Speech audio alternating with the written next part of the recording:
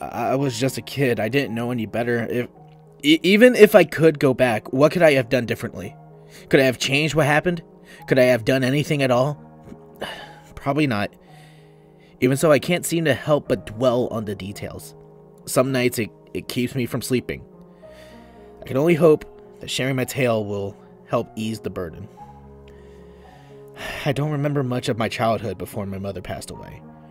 I was told she was struck by a car on her way to work. I was only 4 years old. Still, I know that I loved her. Part of me still does. It's a strange, lingering feeling that doesn't go away. As much as I loved her, I feel that my father loved her even more.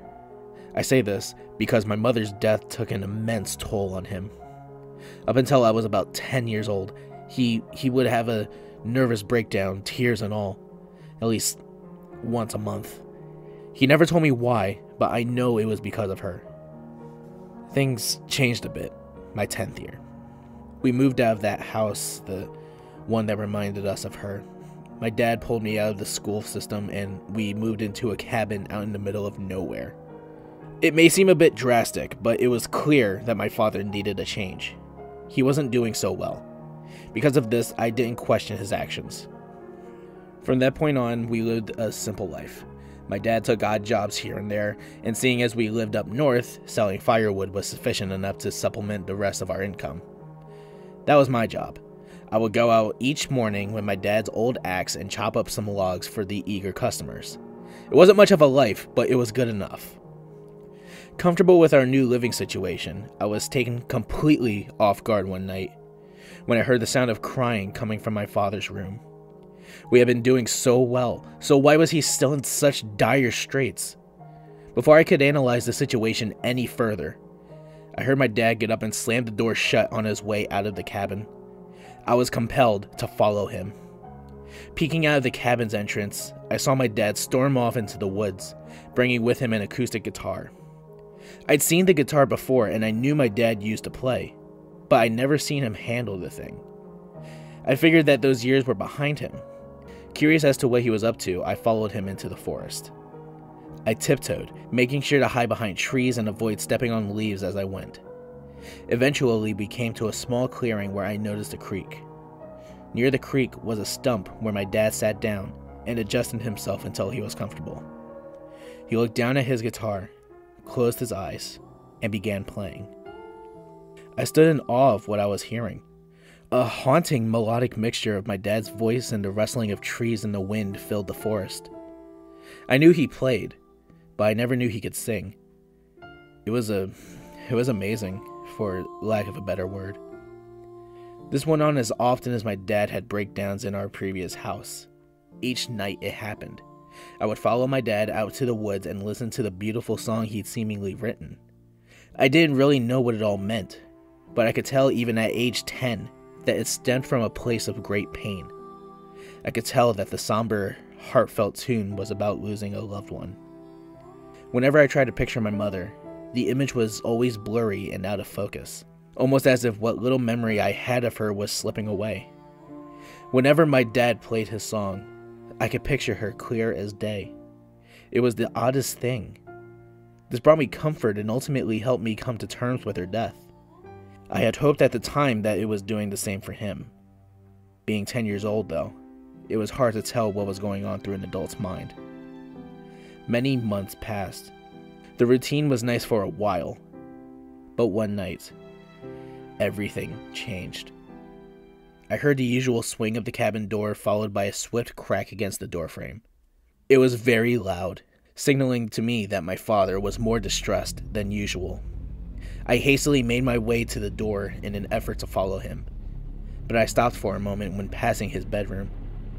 The door was open just enough for me to see the guitar leaning up against his bed. How peculiar. I wondered why he'd left it behind.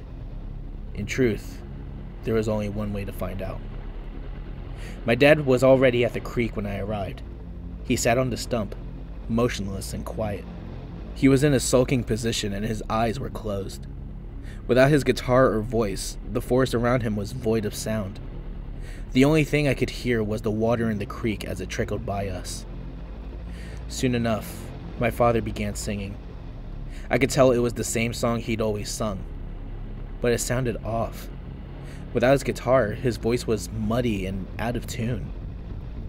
There were some awkward highs and lows that actually made my stomach churn. Though his eyes were still shut, I saw tears force their way and watched as they swam down his cheeks. Eventually, he stopped singing and broke down crying. What happened in the following moments will stay with me forever. As my father wept, something strange happened. A milky white fog danced across the water. At first, I thought my eyes were playing tricks on me, but eventually the white smoke gathered above the creek and took shape before my very eyes. It was a spirit. No ordinary spirit, mind you. It was my mother. My father stopped crying and instead began shivering. He opened his eyes and looked up to see the specter. He almost fell backwards in fear. The ghost of my mother reached out and began choking my father. His face went from red to blue before my mom stopped. He fell to the ground and vigorously gasped for air. I couldn't bring myself to lend a helping hand. I was stuck in a petrified state. My father tried to crawl away, but it was no use. My mother began clawing away at him. She tore through his clothes and eventually his skin. I watched in horror as she reached into his body and ripped out vital organs. His bones snapped like branches. His blood tainted the water. His voice once again filled the forest, only now it was screams of agony. I couldn't bear to watch any longer, so I shut my eyes. With my eyes closed, I remembered the song my dad sang. I started humming it to myself, and just like that, I calmed down. The world around me became quiet. All I could think about was the song. Memories of my parents came through the floodgates as I hummed. Tears rolled down my cheeks. I couldn't help but fall apart. What had my childhood become? Where was I to go from there? Eventually, I stopped humming and opened my eyes. The apparition of my mother was gone. My dad's open corpse lay on the stump where he used to sing. As the scene before me sunk in, so did my heart.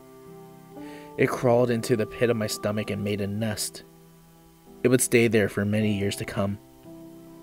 I don't really remember running back to the cabin, nor do I recall calling the local authorities. What I do remember is the look on their faces when they took me back out there and saw what I had seen. The sight of my father's body was a grisly one, that's for sure. It was unlike anything the town had ever seen. Still, it was taken care of in a swift and respectful fashion.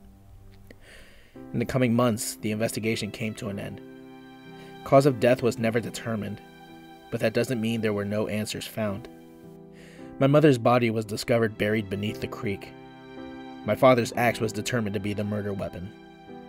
One of the theories floating around the town was that my dad was the jealous type. They think he convinced himself my mom was having an affair and then lost his marbles. Feeling guilty, he moved us out near the dump site so we could be closer to her. I guess we'll never know the full story, but one thing is for certain. My mom had her revenge.